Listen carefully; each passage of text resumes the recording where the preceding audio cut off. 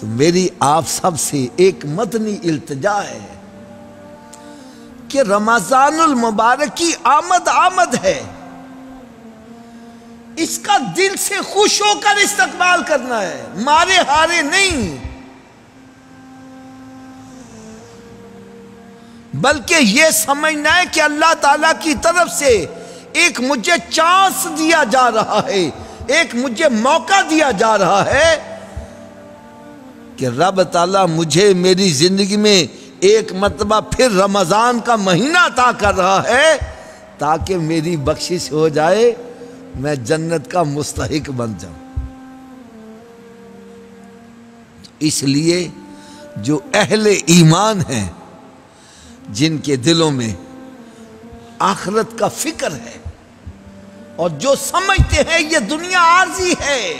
سدا کی زندگی مرنے کے بعد شروع ہونے والی ہے، اور اس چند روزہ زندگی میں اگر میں مشقت اٹھا لیتا ہوں، تکلیف اٹھا لیتا ہوں، اس کے بدلے میں میری سدا کی زندگی سنور جائے گی۔ آج اگر میں اللہ کی رضا کے لیے یہ دنیا کا کھانا پینا چھوڑ دوں گا، اللہ تعالیٰ اس کے بدلے مجھے جنت کی نعمتیں عطا فرمائے گا۔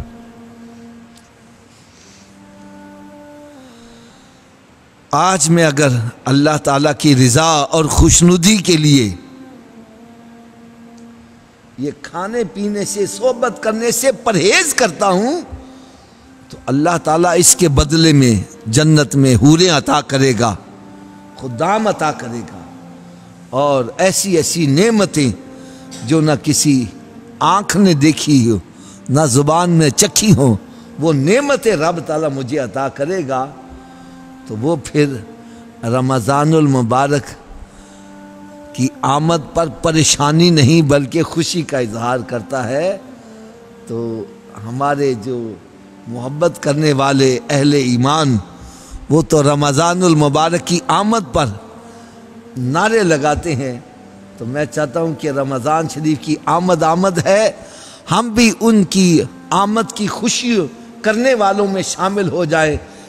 تو میں آپ کے سامنے نعرہ لگاؤں گا، آپ اس کا جواب دیجئے گا کہ رمضان کی آمد مرحبا،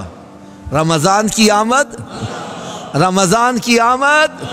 رمضان کی آمد، رمضان کی آمد۔